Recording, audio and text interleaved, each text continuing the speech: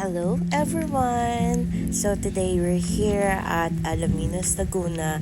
Papunta tayo ngayon sa Batangas guys para kumain ng Loming Batangas. And then ayan yung mga view bago ka makarating dun. So eto na nga, dito na tayo sa Jowo's Lomi House Eatery. Ito yung loob ng restaurant. And then here's the menu.